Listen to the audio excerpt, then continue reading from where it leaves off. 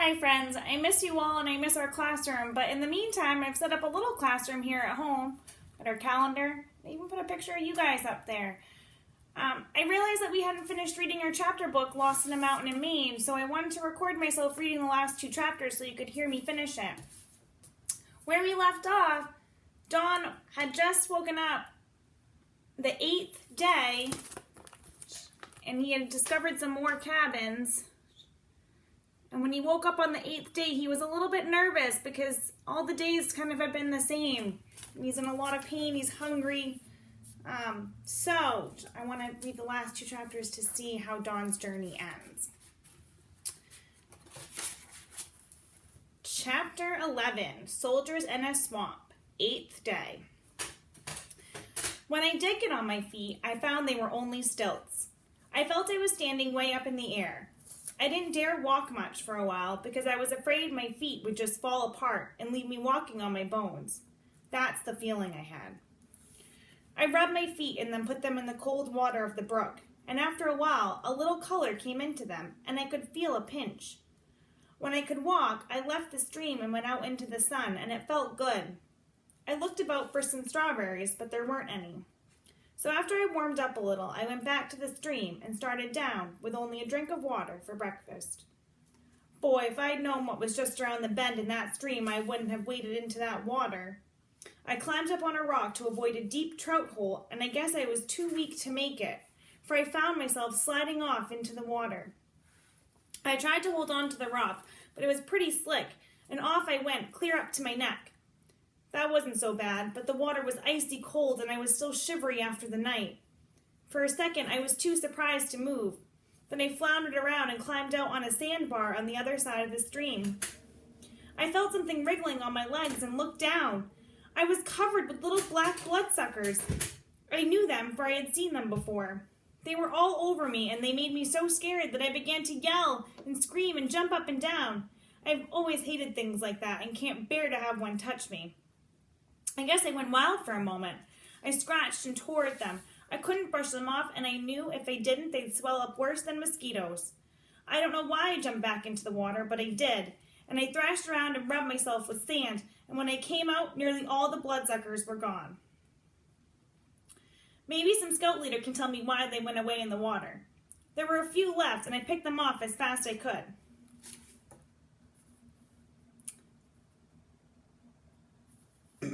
There was a spot of sun on that sandbar. I was so tired after my battle with the bloodsuckers that I lay down full length and closed my eyes.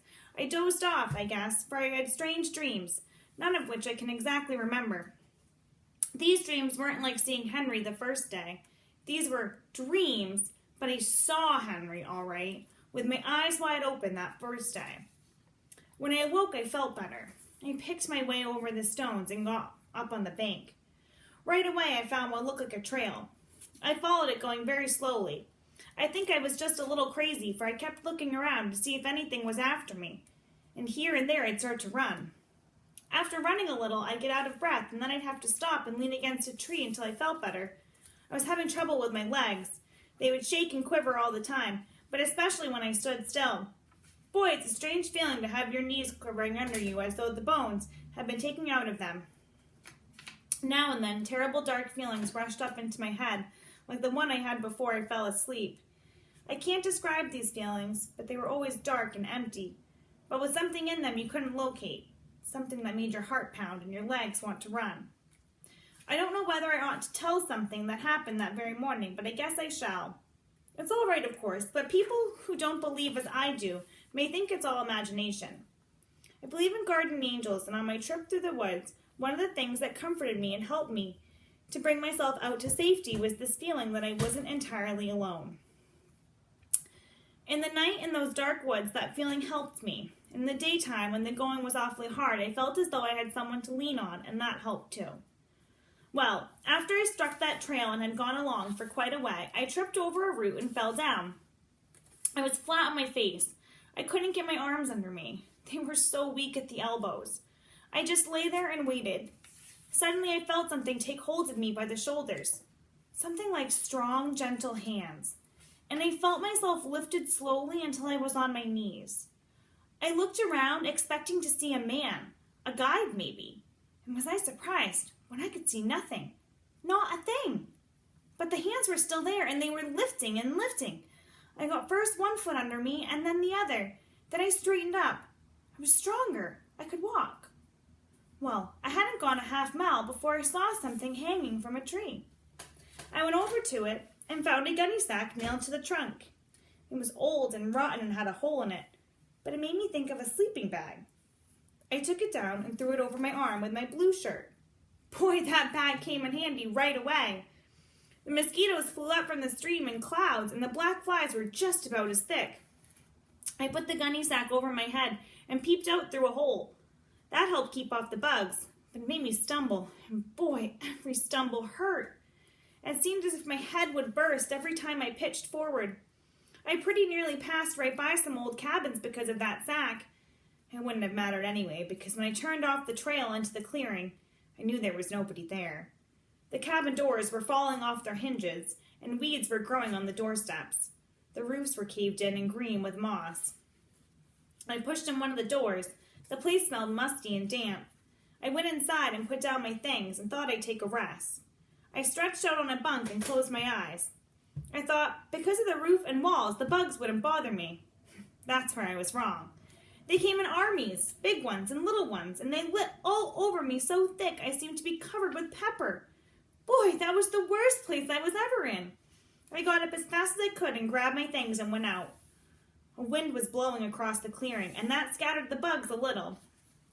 I felt pretty bad. I wasn't getting any place after all my walking. It seemed that everything I came to was deserted.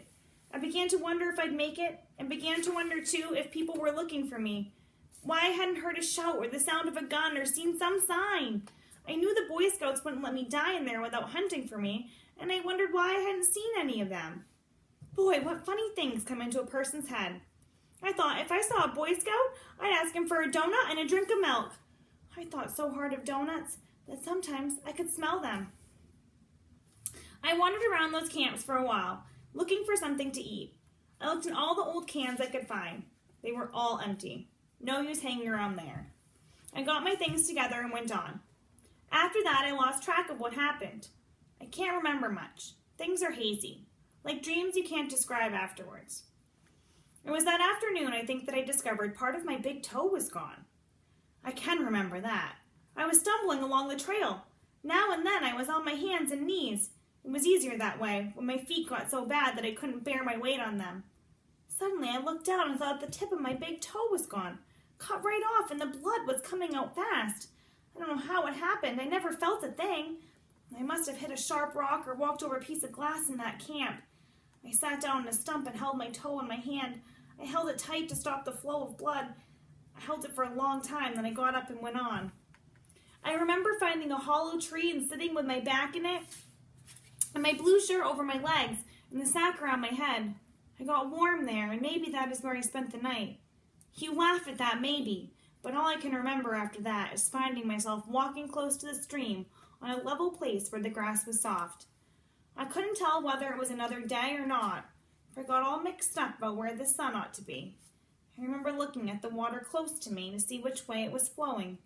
It wasn't wild and rushing anymore. It was spreading out, getting wider, and there were reeds and cattails. I could see the sky, and then it was full of big clouds. I listened and watched for an airplane, but all I saw were big birds like wild geese going overhead.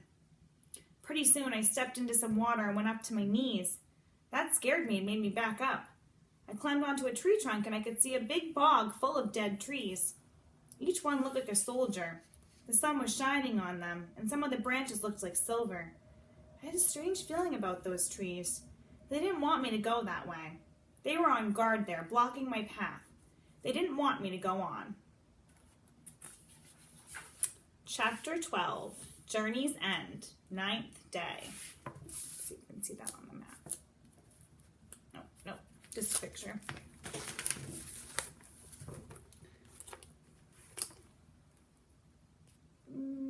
Journey's End. So we're getting there. The first thing I really remember after that, I was standing looking down at a big rotten tree. I still had my blue shirt and gunny sack, but I seemed like somebody else. I was just watching myself do something. I saw myself crawl under the leaning trunk of the rotten tree and curl up into a ball. My legs went into the gunny sack and the blue shirt went around my head. It says he has a strong feeling that backpack or that gunny sack really helped save his life. So he still has that sack and some of the treasures and treasures it with good reason. I was on a merry-go-round, going round and round and up and down. I tried to hang on for fear I'd fall off, and then I guess I fainted because I never knew anything more until the next day. I can't remember much what happened when I woke up. I couldn't see very well for a long time. Maybe that was because the sun was shining in my eyes. When I tried to get up, I couldn't make it. I was sick to my stomach and my head ached. I knew I had to get up, though, for the flies were getting bad and my cut toe hurt me a great deal. When I couldn't get up, I started to say my prayers. I prayed for a long, long time, and I remember what I said. It was just the same prayer I had made before. I asked God for 4 things. I asked him not to let Mommy and Dad worry too much, and then I asked him to take care of the other children, and then I asked for food. I asked him out loud for food because I hadn't had any for such a long time. I knew it was Sunday, and that made me lost a whole week. So, in another note here, it just says it's clear he'd lost track of time because he's on day 9. The 4th thing I prayed for was someone to come in and get me. I prayed as hard for this as I did for food because I knew I was getting weaker and weaker. After I had prayed, I looked around for food, maybe an acorn or a red berry that I could reach. Nothing happened. There wasn't anything I could eat. I expected to find something, and I was so disappointed I started to cry. When I had cried a long time, I stopped and just lay there looking up at the sky through the branches of the trees. Something inside of me kept urging me to get up, and I'd try, but I could never make it. I guess I fell asleep for a little while.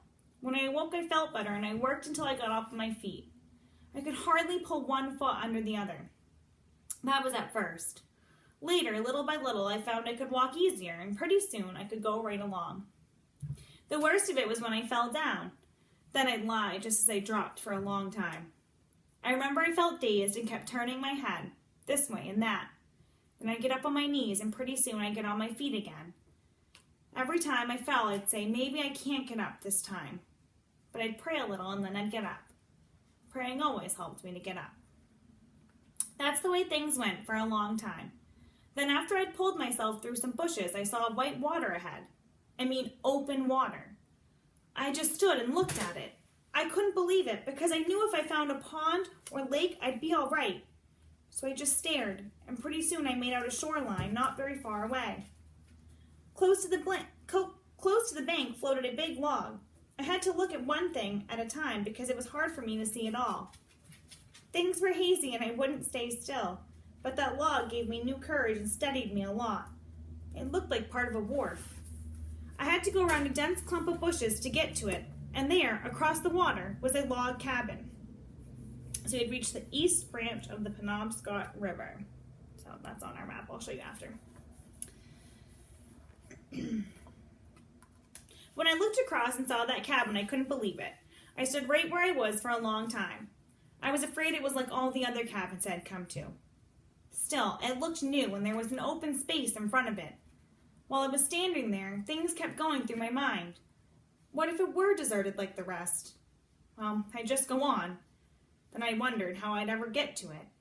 It seems funny to me now, but I felt sure I could swim across. I'd tie my blue shirt and reefer and gunny sack on my head somehow and dog paddle over. That didn't seem a hard thing to do at all. But where would I get a piece of string? I crawled under the bushes and came out on the bank. I could see the cabin better now, and there was a big elm tree right near the edge of the clearing. And boy, oh boy, 2 canoes were turned over on the ground. Canoes! There must be people there, fishermen likely, and they'd help a fellow any way they could. They'd give me something to eat, maybe some bacon and beans, or a donut, and then I could find the way back to camp and maybe get there before dark. While I was thinking things like that, and I guess I was blubbering some too because of my feet, I saw a man come out into the clearing. I crawled out on the big log so the man could see me and began to yell. I guess that yelling was pretty funny, for Mr. McMorrin told me later it sounded to him like a screech owl. I yelled and yelled and waved my arms. I saw the man look over towards me, then run into the house. What's he doing? What's the matter with him? I said to myself. While I was wondering, I saw him come out of the house again in the dead run, with other people after him. I saw them slide one of the canoes into the water. A man yelled to me to stay where I was, that they were coming after me. Then I knew I was saved, and I got kind of weak all inside. I had to get off that log. I had to get off quickly because I felt like falling over in another one of those sick spells I had back in the woods. Maybe I did faint, too. I don't know. But the next thing I remember, a big man was picking me up. He didn't say much, but just shook his head and picked me up. There's a couple of pictures here. He was going to leave my gunny sack, but I grabbed it just in time. I wasn't going to lose that. It had saved my life. I guess Mr. McMorrin asked me some questions, but that's all hazy in my mind. The next thing I really remember was Mrs. McMorrin. She was grand. She took me in her arms, and she was crying and saying things, and she laid me down on a bed and began telling people what to do. I heard the telephone ringing like mad, and then Mrs. McMorrin came over to me with a bowl of soup. I don't know what kind of soup it was, but it was good. I wanted to drink it right away, but they wouldn't let me. Boy, try eating warm soup out of a spoon when you haven't eaten much for 9 days. Mrs. McMorrin was slow giving it to me, too, and I just couldn't wait for the next spoonful. I tried to get hold of the spoon myself, but she said that would never do and that she was feeding me exactly the way the doctor ordered over the phone. I guess I fell asleep. While I was eating that soup for the next I knew, noises of people waked me up. Boy, the room next to me seemed filled with people, all whispering together and moving around. Someone was talking very loud on the phone. Pretty soon, Mrs. McMorrin came in and smiled at me. She said they were trying to get my mommy on the phone. Then Mr. McMorrin came in and said everything was ready, and he took me up in his arms and carried me out into another room where the phone was. I heard a voice, but honest, I didn't recognize Mommy at first. Her voice didn't sound natural at all. Maybe it was the crazy wires nailed to the trees.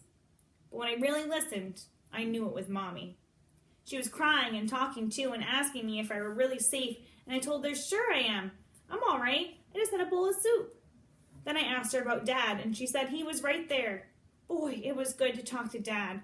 I don't know what I said, but I was glad just to know that he was there, listening to me, and that he wouldn't have to worry anymore. I guess Mr. McMorrin thought I had talked enough, for he took me away from the phone, but I hung on to it as long as I could. When I was back in bed, they had all gone out for a little while to let me rest. I remembered God. I hadn't thanked him for all he had done for me. So I just closed my eyes and said my prayers and thanked God for kind people and for his help back there in the wilderness and for a good mommy and a good dad. All right, friends. I'll show you the map one more time over here. There's the Penobscot River. It's coming down and the cabin where Mr. McMorrin was. I'll show you a couple quick pictures of me hiking Katahdin. And how it can get pretty foggy up there.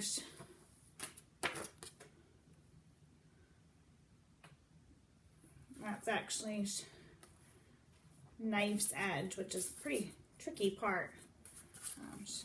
The picture of Pamela Peak. And there's the sign at the top of Katahdin. All right, friends. I miss you. Maybe we'll start another chapter book. Tune in for more videos soon. Keep learning at home. You're doing a great job.